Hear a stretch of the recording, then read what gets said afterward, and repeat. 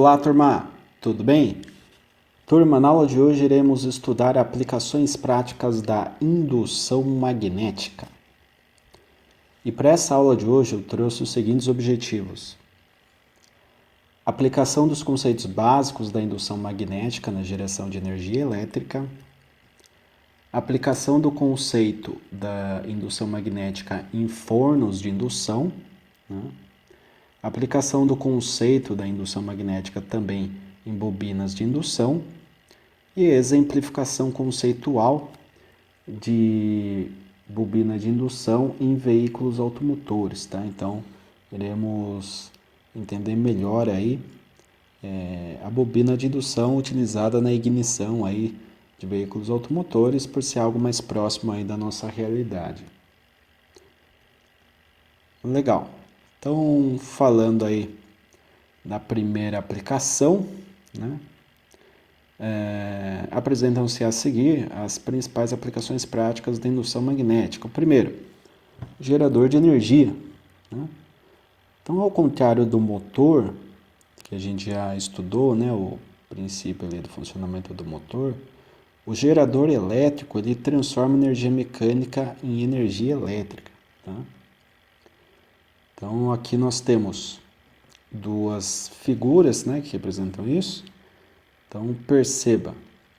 Na primeira figura, o que acontece? Eu tenho aqui um eixo mecânico, tá, que é acoplado a um sistema aqui com uma espira. Tá? Na verdade, acaba sendo um conjunto de bobinas na prática. Mas aqui fica fácil a gente entender como uma espira, tá? Onde nós temos aqui, nesse caso aqui, seriam escovas, né, para ter o contato elétrico e verificação aqui do nível da tensão. Então, o que acontece? Vai ter uma rotação aqui nesse eixo, né, e eu tenho um ímã permanente, um grande ímã aqui, né, polo norte, polo sul. Então, ora, a corrente elétrica vai estar entrando e saindo por aqui, né, ela entra por este ponto e retorna por esse, tá? E ora, ela vai estar entrando por esse ponto e retornando por esse. E o gráfico representa isso. Ora eu tenho positivo em cima, ora eu tenho o negativo aqui embaixo, né? Então eu tenho essa alternância, por isso que nós temos tensão alternada, né? Porque ora a corrente entra, né, por um lado, e ora ela acaba saindo, né, pelo mesmo lado. E isso é o que nós definimos como gerador de corrente alternada, tá? Que é aí o que nós temos como os geradores de energia, tá? Os geradores de energia elétrica. Legal. No circuito mostrado anteriormente, né, o que acontece? Uma manivela ela produz energia mecânica, tá? Que é algo externo, né, que é necessário para girar ali a espira que vai compor o rotor, tá? Que é a parte rotacional da máquina, no caso ali do gerador. Como elas estão imersas em um campo magnético uniforme, o que acontece? Há geração de tensão e corrente elétrica, há uma indução, né? Porque existe um movimento gerado ali pelo rotor e existe um campo magnético. Então, para gerar eletricidade, o que eu precisava mesmo? Campo magnético e movimento. Lembra lá? Passei algumas aulas atrás, né, esse conceito. Então, tendo isso, existe geração aí de eletricidade. Foi visto que na indução eletromagnética a corrente inverte de sentido, né? Então, nós conseguimos observar isso lá no estudo de Faraday e Lenz, né? A gente conseguiu perceber isso aí.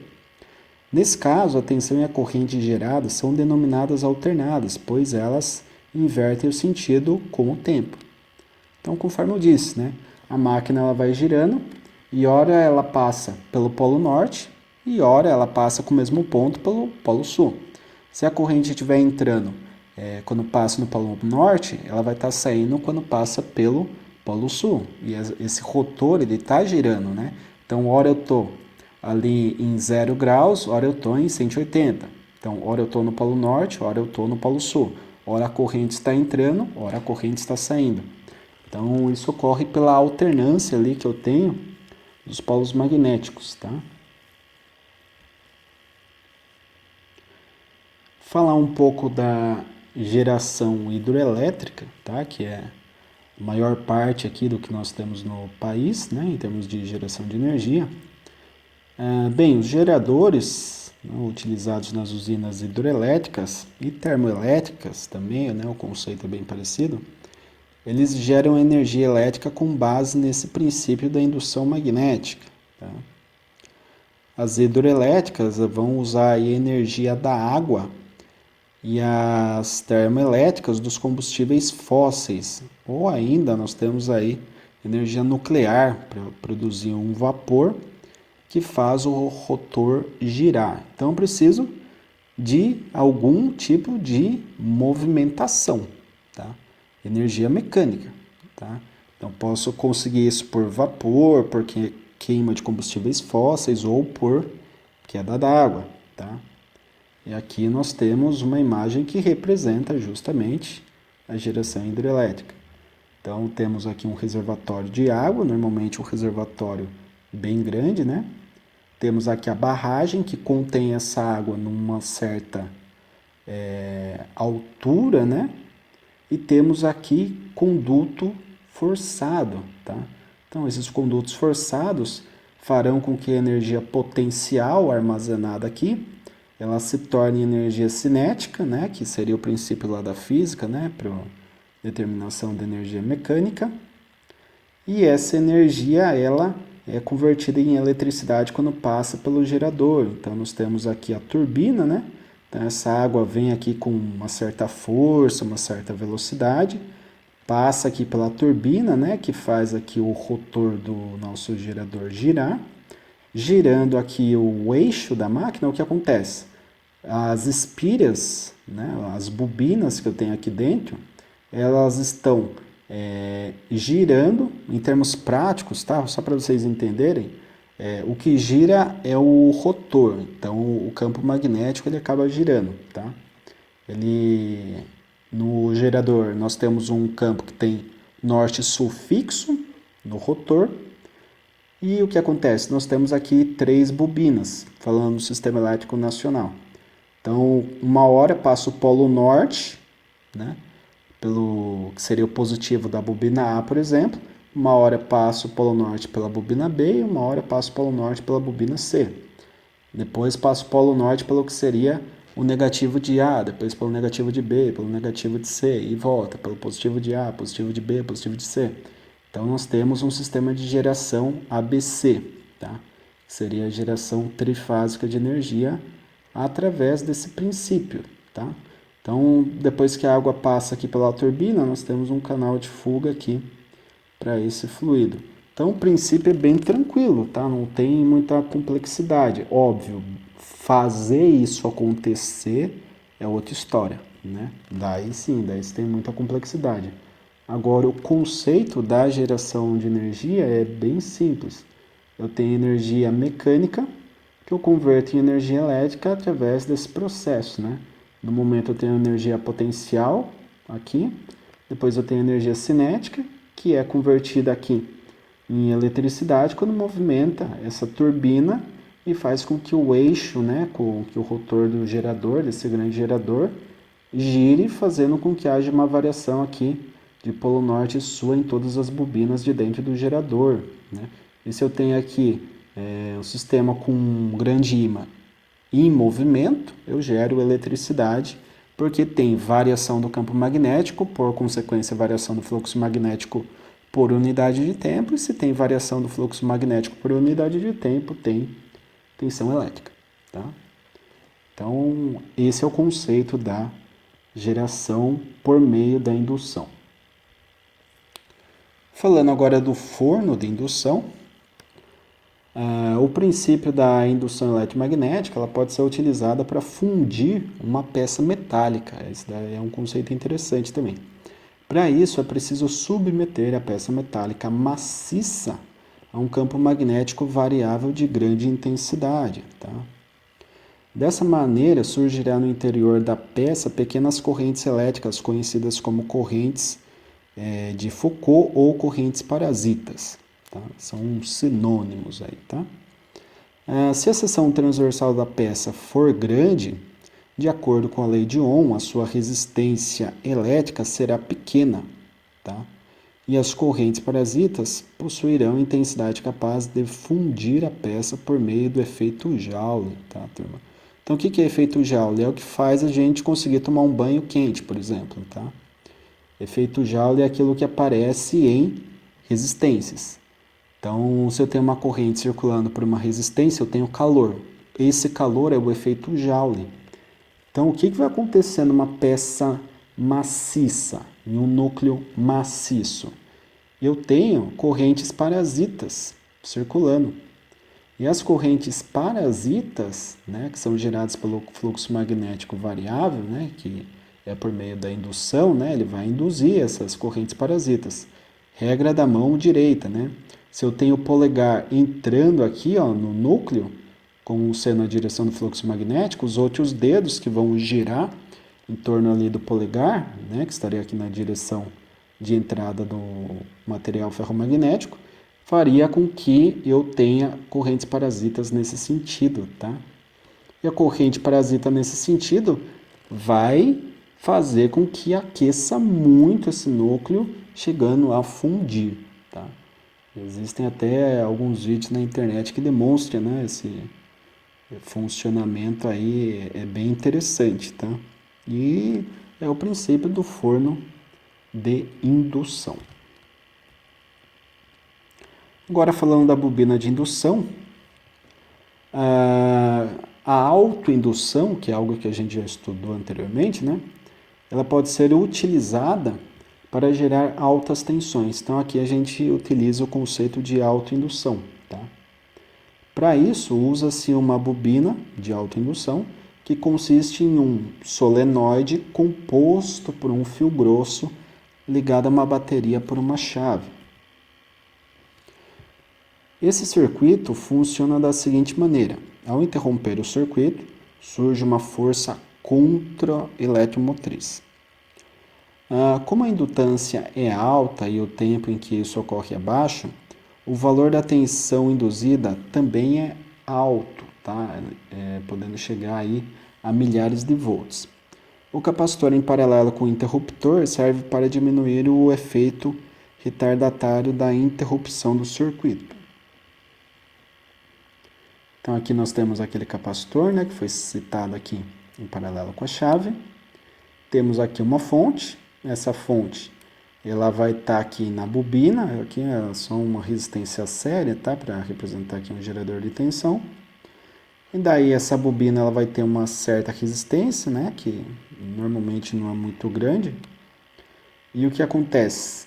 Eu tenho por indução magnética, né, uma faísca no secundário. Por quê? Porque eu faço abertura e fechamento dessa chave, tá? Se eu tenho abertura e fechamento dessa chave, quanto tempo demora para eu abrir uma chave? Professor, putz, é na hora, é instantâneo. Exatamente, né? Se eu pressiono uma chave, já abri, é na hora, é instantâneo.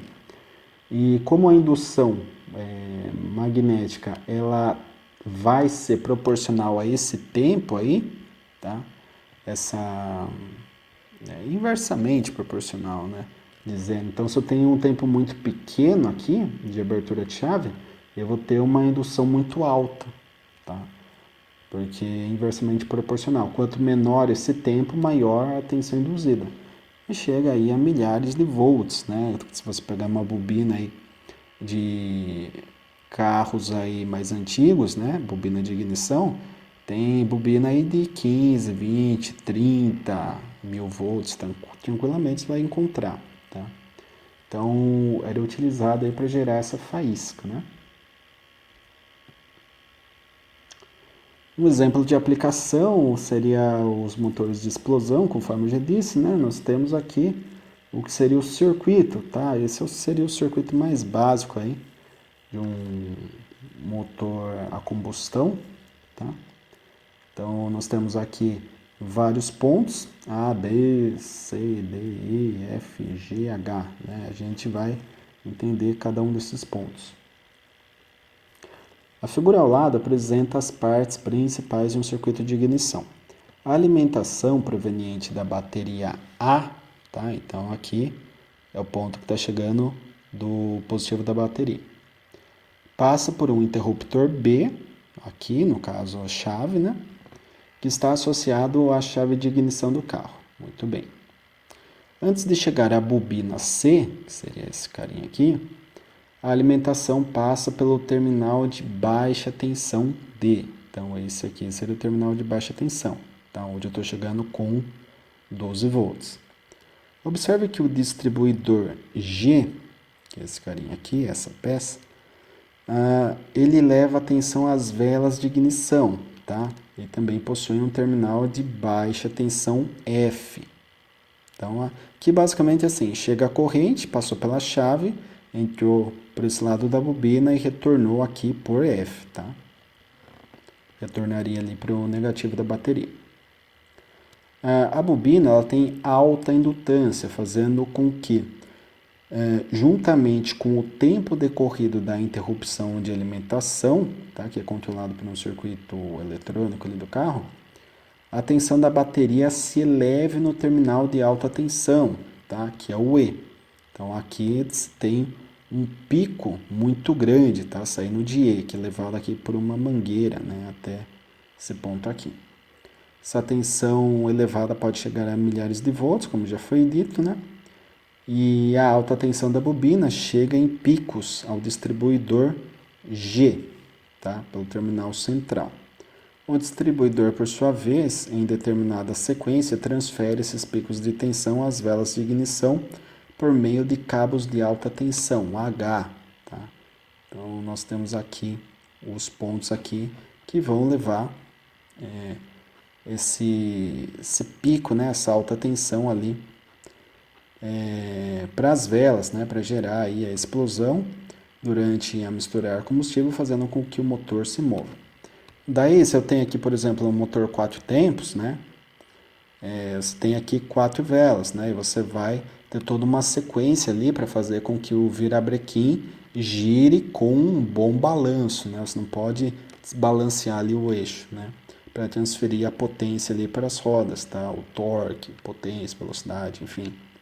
Então, esse daqui seria um sistema básico de ignição, antigo, tá? Bem rudimentar, você encontra Fusca, Kombi, enfim, veículos antigos, né? Você encontra esse sisteminha aqui de ignição, tá? Que é utilizado ali na misturar combustível para que os motores de explosão, os motores de combustão interna, funcionem de forma correta e tendo aí um certo sincronismo, né? Com base na indução magnética. Beleza, turma? Então a aula de hoje é isso, uma aula com muitos conceitos práticos, né? Bastante aplicação prática, não teve muita teoria nessa aula, mas acaba sendo uma aula interessante também para que vocês consigam entender. Puxa, toda aquela teoria que a gente estuda, complexa, né? Pesada algumas vezes, né? Difícil de compreender em algum momento, ela acaba sendo empregada assim, né? Então, se você estudar algo complexo que não serve para nada, conforme eu já disse algumas vezes, não tem serventia, né? Melhor não estudar, né? Vai fazer qualquer outra coisa. Se aquele estudo não vai surtir nenhum tipo de resultado, não precisa, né? Não precisa ser desenvolvido. E na área elétrica se percebe, sim, que todo estudo ali tem alguma coisa por trás, né, que faz você desenvolver um conceito ou aprimorar ali uma certa teoria para um determinado fim, para uma melhoria, para a criação de um outro dispositivo, um outro equipamento, um maquinário, enfim.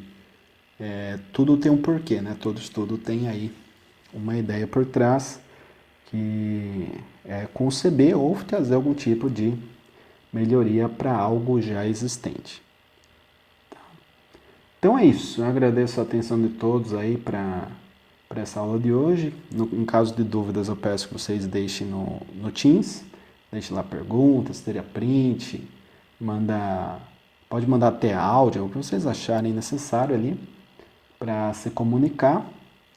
E eu esclareço sempre que chega algum tipo de dúvida, alguma mensagem, eu já leio e procuro esclarecer ali na hora. Certo? Então é isso. Grato a todos pela atenção, desejo bons estudos e até a próxima.